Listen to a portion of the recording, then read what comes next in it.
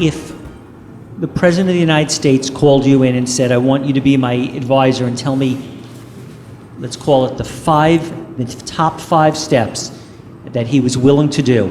Instead of not a general theoretical answer, but what are the exact 5 things, 10 is even better, in order of priority, that you would, policies that you would make. If you wanted to solve the climate change problem, and you had total control, you had total authority, everyone would listen to you, there was money to back it, what is the exact solution, exact plan of the things you would do? So, what are the exact things number 1, 2, 3, 4, 5, that you would enact, assuming that everyone would follow you?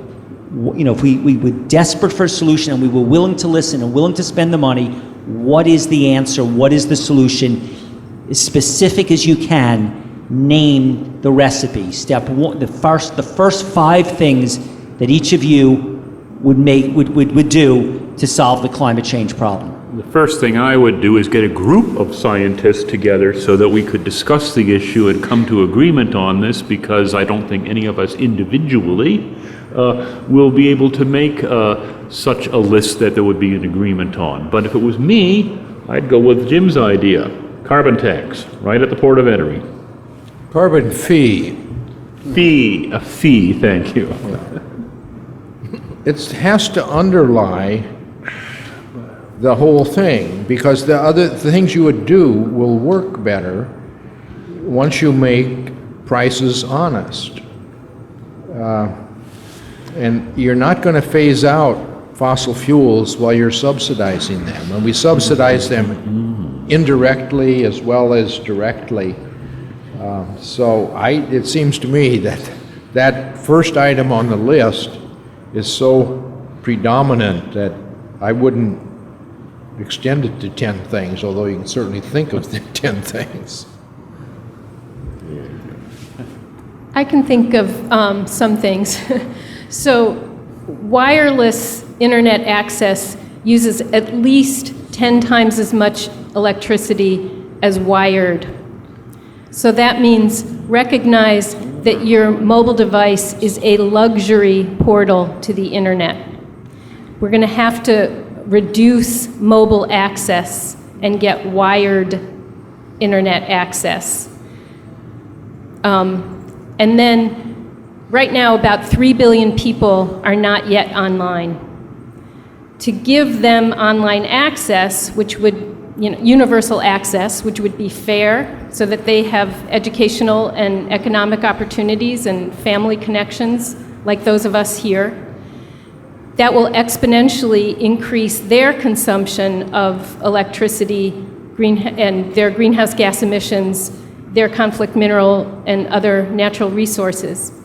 So in order to balance that out, that means those of us will have to reduce our media consumption by 70 or 80% so that they can do that, they can have a little bit of access. So I think we're going to have to go back to kindergarten to learn how to share and and resolve conflicts, and just break down exactly how much energy is behind every screen.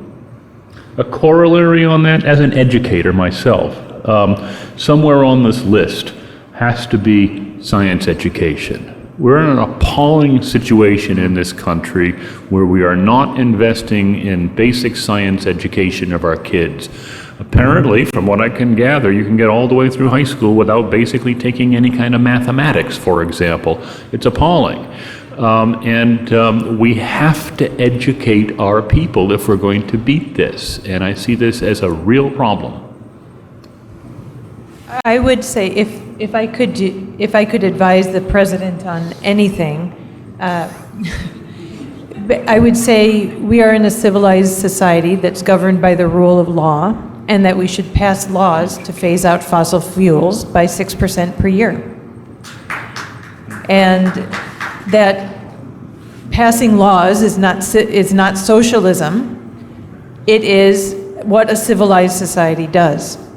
So I would say we need to look at our electricity infrastructure and then phase out fossil fuels by 3% a year, and put renewables in to replace that, and clean technology to replace that, energy storage and so on. I would look at our transportation sector. You'd have to look at trains, electrified trains.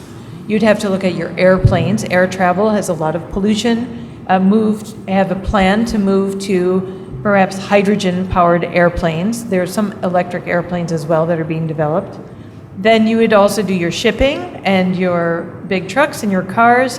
Then you would have to think of your heating, your cooling, your cooking, and your industrial practices. Then you would need experts on agriculture as well, and talk about how to reduce the emissions and pollution from the agricultural industry as well, and have a plan to remove that. Indications are we're about to blow our greenhouse gas budget. We are already at a dangerous level right now anyway. We're seeing the effects of climate change. We've already warmed the planet. Ideally, we'd have no more emissions. So we have to do it fast. If you could do it, if you really wanted to do it more, you could do it more than 6% a year if you want to be safe, and ramp up our industrial infrastructure like you did for World War II.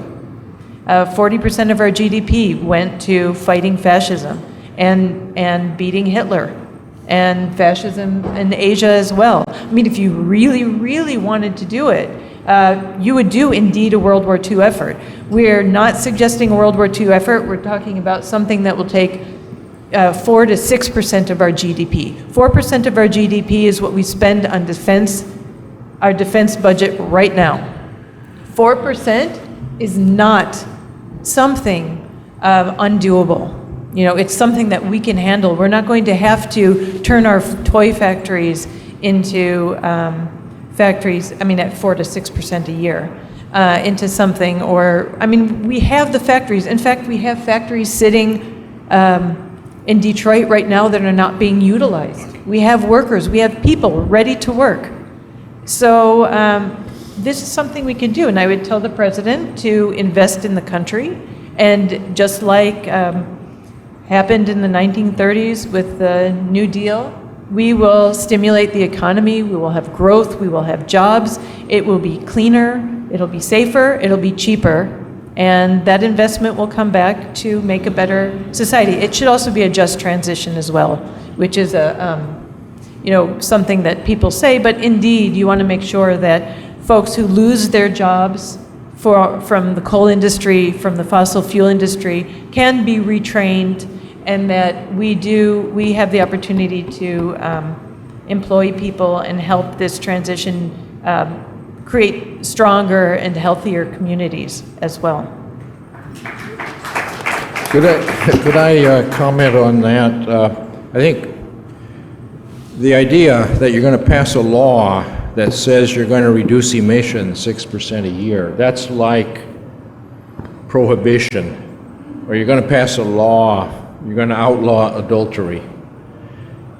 You can pass a law, but it's not going to happen. If you want to affect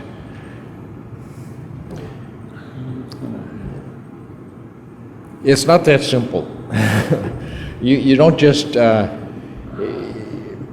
pass a law and that results in this. The public is not going to let the lights go out. Yeah, they will want the energy. So you need something that will actually work, and it's got to be economically sensible. 4%. Public is not going to accept suddenly a 4% reduction in the economy for some prescribed solution. You need to get the economy to help you with the solution, not try to fight it. All right, here we go. With all due respect to Dr. Hansen, who's done yeoman's work for many years, I think that's naive about how political and social change happens, and what Leah was describing was what I would describe as simply a public investment strategy that will recoup its cost to the society in manyfold over years. And spending 4 to 6% of our national GDP, and the accounting of that is a fuzzy number, is something we choose to do as a society often, and many times much larger numbers, to achieve stimulus, to resurrect banks on Wall Street just a decade ago, to fight fascists 50 years ago, 60, 70 years ago, whenever it was. We do those things often. Currently, we do that annually to fight mythical wars that we don't need to be fighting. And that doesn't return in spades to our society. Instead, it brings us back the walking wounded and warriors that we're not taking care of. I think what we're talking about, and if, Steve set up this hypothetical of a president that A, could do this and B, would listen, which obviously we don't have, but perhaps if we did in the future have a president that had by fiat the ability to do this, I think it's pretty straightforward. And Jim, just to counter your argument there, you have the state of California, which is, if it were a country, the 5th largest economy on earth, having done exactly what you just said couldn't be done. Having a law and an executive order passed in the last year, which very clearly says we will be carbon neutral by 2045 and we will be 100% renewably powered by 2045. That is the law of the land of the 5th largest economy in the world. We're larger than Russia in California. We're larger than France and Great Britain post-Brexit. We are a very large economy, and there's no question. We will reduce the emissions down to 0, and we will ratchet up the clean energy quotient in the system up to 100 by law. And it's a path we've well trod. Over the last 2 decades, in fact the last 4 decades, we've decoupled our economic growth, which has continued in great numbers, from emissions. 17% rise in GDP in the state, greater emission reduction in the state. That's well known. It's very actually easy to do, because what it does is actually create prosperity and wealth and jobs. And jobs are what politics run on. So I would argue the list of things, if I may pile on to the actions that our president needs to take, are first, set the goal and bring forward the sort of 2045 timeline to something which meets the science, which is more like 2025, 2030. So you mandate 100% renewable power systems and you electrify everything in those times, all the transport fleets that were mentioned, the trains, the trucks, the buses, the cars, and aviation and shipping, or you use hydrogen and other things from electricity. You mandate that. The second order of business is you create the training programs, from STEM education at school to vocational training at community colleges, through career, master's degrees and all the rest of it at 4-year courses and so on. Because America doesn't currently train for that.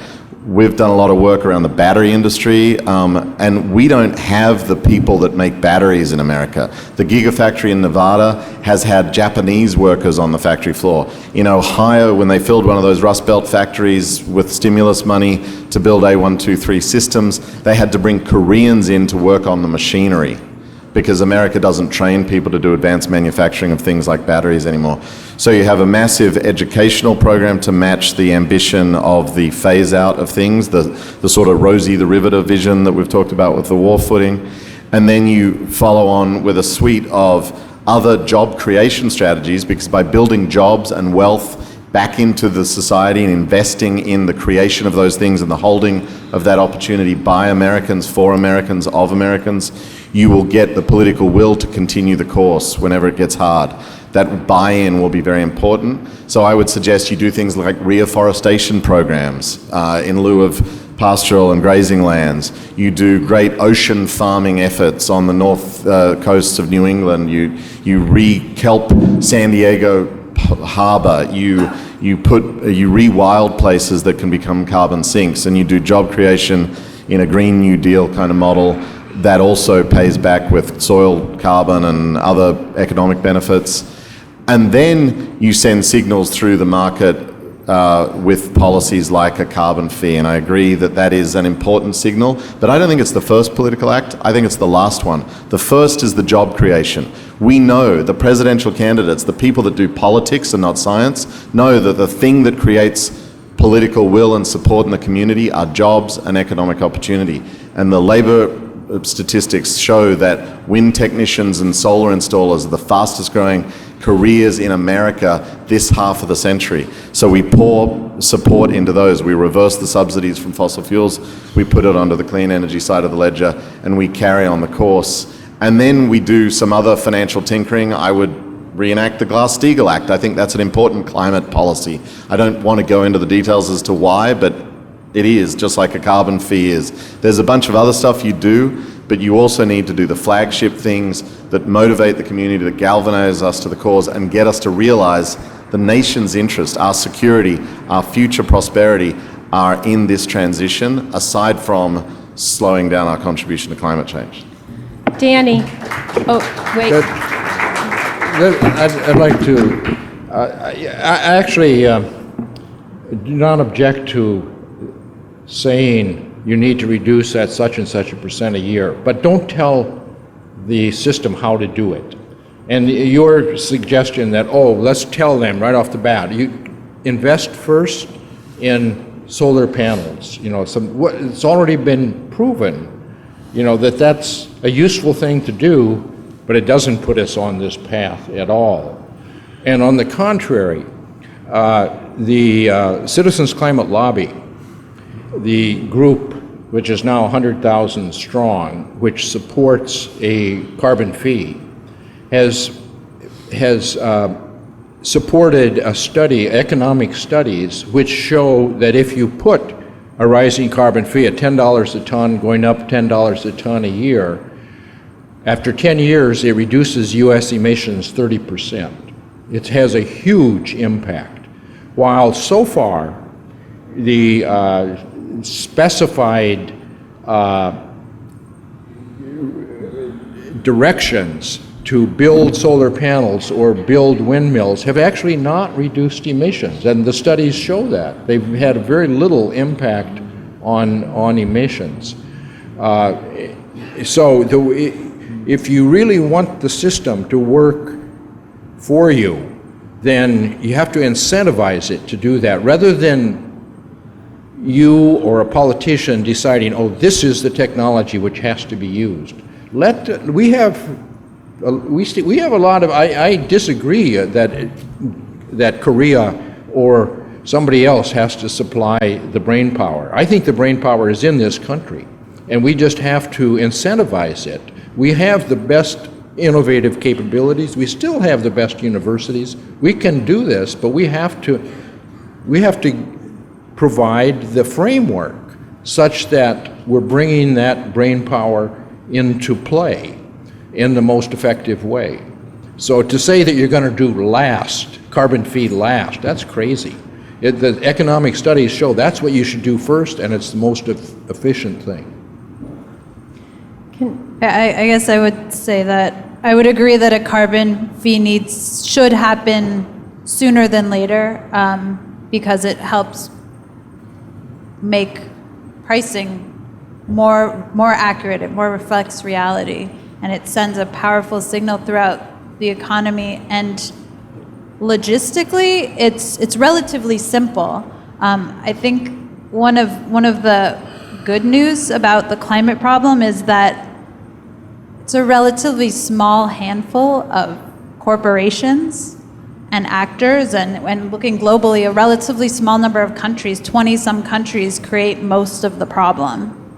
And so while it's hard to get 196 countries to agree to something, maybe you can get 20 countries to agree to something, or in the context of the United States, starting a carbon tax of $10 a ton is nothing. We would hardly even see it. It needs to ratchet up, it needs to be predictable, but when you talk to business leaders want predictability.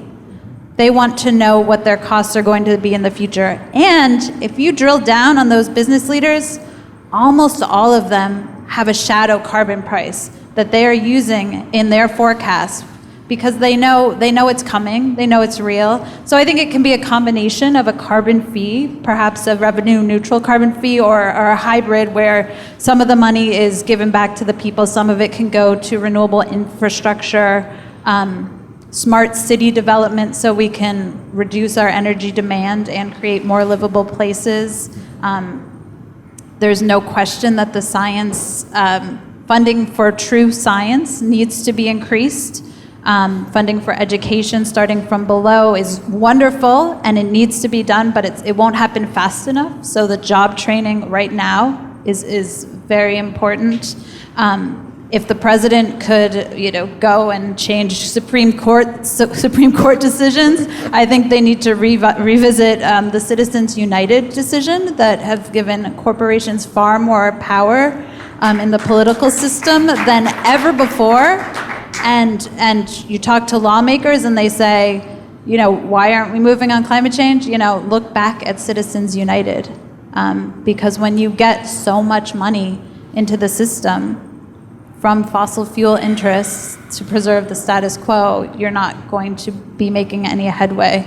And then there's other things that can come from the executive branch, certainly setting standards for everything from appliances to the vehicles, and have them predictably improve. And I guess the bottom line is we need a government that is very forward-thinking, future-thinking, and parts of the government get it. I mean, the military, you look at the military reports, they're worried about climate change. They know what it's going to do to their assets. They're also worried about our uneducated population because they need to fill roles too. So I think just a general sense of future orientation would be incredibly powerful in the government. I don't see solar PV systems or wind-powered system as carbon neutral. I've learned in the last few months about the process of manufacturing silicon wafers for electronics and for solar panels. So under the glass covering of every solar panel, there are about 100 squares of silicon wafers. And those are broken up for everyone's electronic device as well. And I should say, starting in 2013, we manufactured more transistors than farmers grow grains of wheat or rice.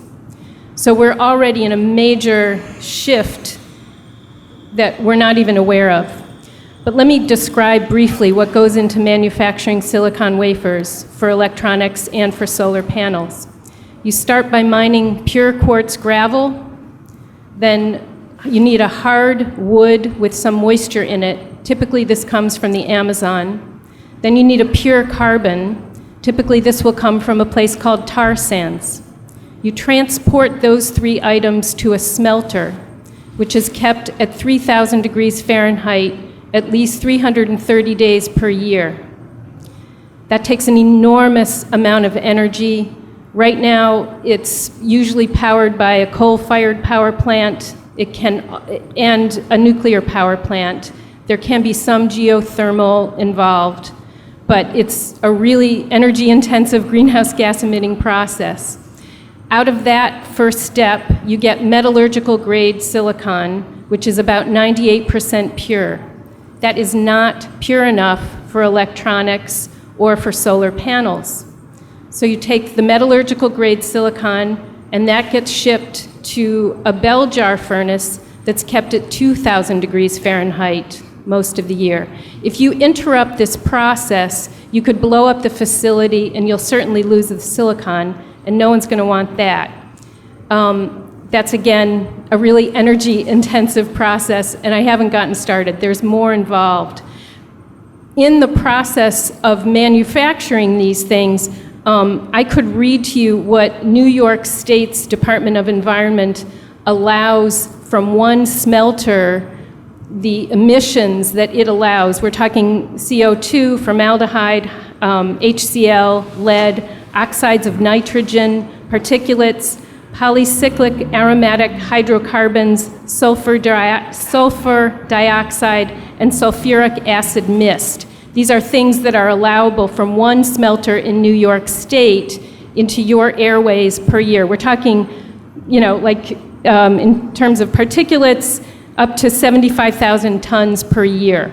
I could show you all the others. But anyway, it's not a carbon neutral process to manufacture the silicon wafers necessary for solar panels or for our electronics. So we need to recognize that these are hazardous processes, that they are greenhouse gas emitting, and we need to be able to talk about it. And I will just say, Danny and I talked earlier, and I am one very appreciative fan that he said to me, yes, we need to recognize what has been reported to me in the last few months.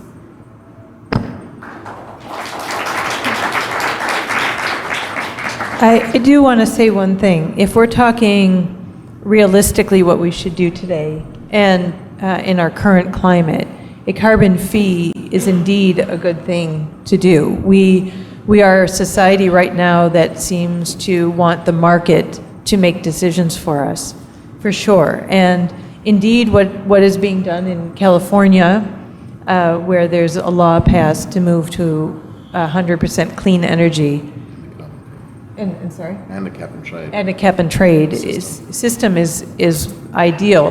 What I'm concerned with, if we only rely on a carbon fee, is whether we can make this transition fast enough. But that doesn't mean that we shouldn't do it, because we should do everything that we can to move to clean technology. The other thing is, if we do pass laws to phase out fossil fuels, the laws should also include putting energy back into place, generation back into place, so that we still have enough energy. And I think it's perfectly reasonable to say clean energy and then let the market decide what clean energy the utilities and whoever wants to implement. Because indeed, this technology is moving forward, and the technology that we are using today to create clean energy is not what we're going to use in the year 2030 or the year 2050. In 1985, we had personal computers and we were typing in DOS, programs, in 1990 as well. And today we have smartphones. So saying we shouldn't start today is like saying we shouldn't have used our personal computer in 1985 because we didn't have the smartphone yet. So I think it makes sense to start implementing the technology we have now. Research and development will go into it. Indeed, let the market decide what clean technologies we want to use, and then let progress and innovation and entrepreneurship begin and grow in our country, and it would be great. So I think we need all of the tools. The idea of passing sweeping laws right now is just, how do we solve the problem if we had, our wish come true? I just want to say two things to a couple of the last passages here. One is just about California. We have effectively had a price on carbon of a kind through a cap and trade scheme, which is very controversial and is mixed at best.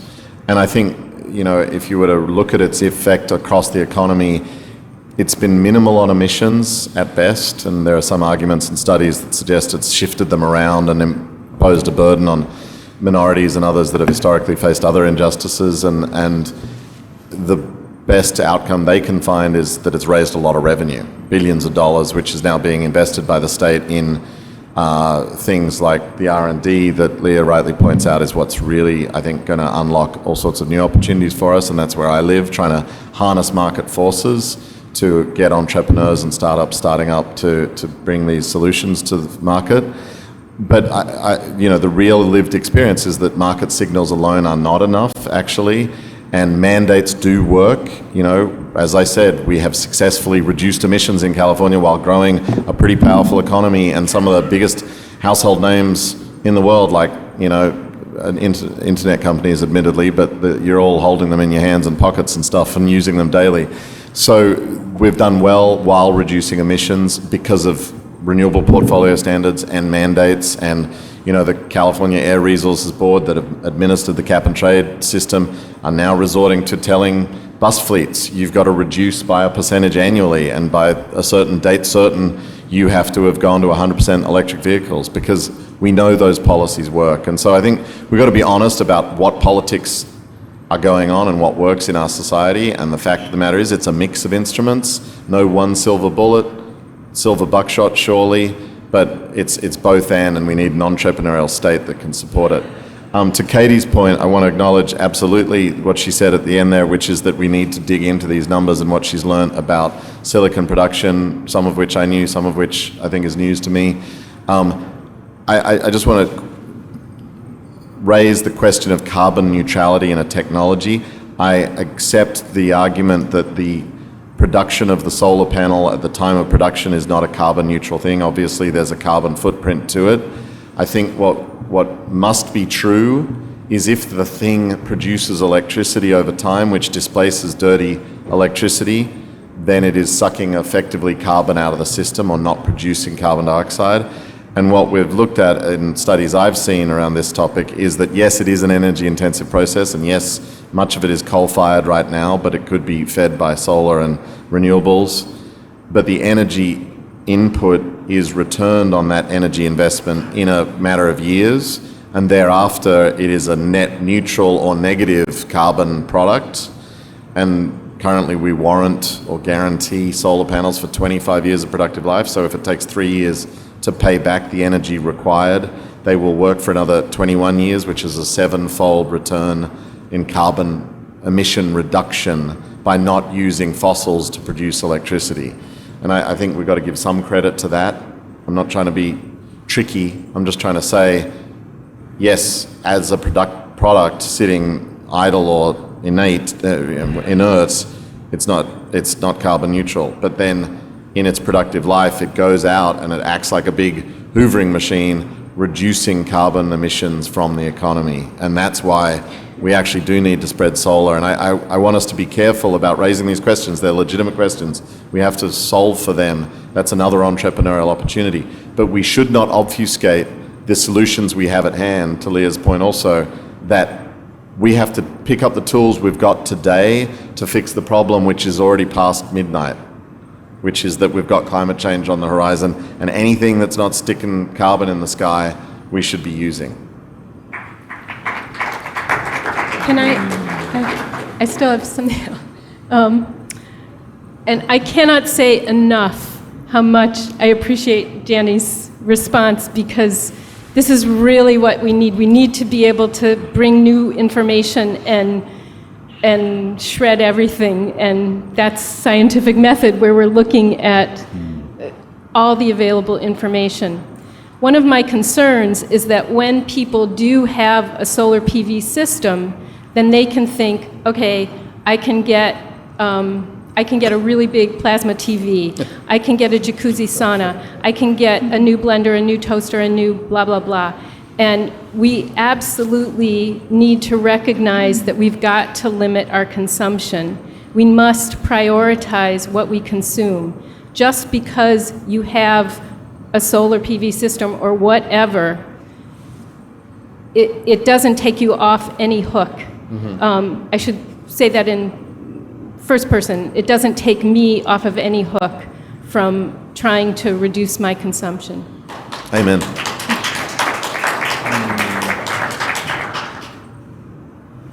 So I just want to mention that, in a way, the Intergovernmental Panel on Climate Change, in their excellent 1.5 degrees C report, sort of gave the answer, which was that we had to bring about profound change in all sections of our society. So everything has to change, basically. We've got to learn that we've been doing it all wrong. And I totally agree with the FEBATE. Governments agreed to do that, though, back in the Earth Summit in 1992, and they re-agreed in 2012. It's full cost accounting and prohibiting externalization of costs that kill people and destroy the planet and wreck the future. So we have to actually, I believe we have to pass laws to prohibit that kind of activity. The only way to pass laws, of course, is that people have to demand them, right? So people have to be encouraged to, the grassroots groups. There's a really good group in the United States called the Climate Mobilization, They're doing a city-by-city emergency project. They're having success. Another activity which is legalistic, which I know Dr. Hansen has been supporting very well, is our Children's Trust. That really could be and should be groundbreaking, because that's based on the law of the public trust doctrine. So it would be crucial, and you know, that's encouraged other countries and other states to do the same thing. But we do really have to have that public trust doctrine established in the law of the land, which means that it's not legal to deprive future generations of a decent planet, let alone to deprive them of a habitable planet to inherit. So we do have to have those laws. We have to start, I think the section of society to start with is obviously the economics. You know, we have this perverse, terrible, environmentally destroying form of economics, and we're going to have laws to change that, right? It has to be made illegal, as I say, to call externalizing costs something that you know, corporations can get away with. So we have to have laws to regulate the corporations. That's you know, I think we've been learning that for many, many, many years. And the corporations obviously have got way, way, way too powerful. The public can't have the corporations running everything. So the investment banks are basically running everything. I think everybody sort of knows that, right? They have to be regulated. They've been very successful in deregulating themselves. So they have to come under regulation. Do I hear something? Next door. That's next door. Oh, that's next door. They're getting excited next door. Okay. Yeah, could I correct one thing I said before? Impression I left. I'm not saying that we don't need laws. In fact, just to be a little more optimistic about regulations, EPA has been pretty effective. Yeah, you're right. Look at something like refrigerators, where a builder would prefer to just build the cheapest refrigerator and sell the house cheapest, but over just a few years you can recoup the cost of a very efficient refrigerator. And so we should have laws that say you can't build that crummy one. You've got to use an efficient one. And we do have such laws, and we've done extremely well. And California has actually led the world in those developments. And the other example, well, yeah, there are many cases where you need laws, like electronics should not be drawing power when they're not being used. You should just, it makes it a little more expensive to build it that way, but you can do that. But we should not confuse, on another point, cap and trade with carbon fee, because cap and trade, so many hooks and eyes that it turns out to be not very effective. And I tried to persuade Jerry Brown of that, but he wanted the money. They like to get the revenue to use for their favorite thing, and so there are various reasons why politicians like to go that route, but it's not the best route for the public, and it's not the best route to get rapid reduction. I just want to say that the first thing that should happen, and unfortunately it's not going to happen because we have terrible corrupt politicians, obviously, the IMF says that the subsidies that our governments on our behalf, they're sort of stealing our money and giving it to the fossil fuel corporations. The IMF says it amounts to trillions of dollars. Even on direct subsidies, I think the latest from the IMF is $600 billion a year. So obviously that has to stop, but governments aren't going to stop doing it. The first report on subsidies that came to the conclusion that they're not justifiable economically, ecologically, or socially, you're going to find it's hard to believe. but it was from a World Bank report in 1990. And ever since, all the intergovernmental organizations, including the International Energy Agency, that's been very good on pushing for stopping these subsidies. They call them inefficient subsidies. And the OECD, the World Bank, as I've mentioned, the IMF, of course, I've mentioned, they've all been saying that these subsidies are damaging, they make no sense at all, and they have to stop. So the public really has to push their governments. There's just no other way. They've got to rise up and say, you've got to stop, using our money to trash our planet. And I do hope that our Children's Trust is going to be successful. I'll have to ask Dr. Hansen if he's got any information. The present government, of course, is playing fast and loose with them. So, but the kids have these rights. They have a right to a decent planet. And we got to pass laws if that's what it takes.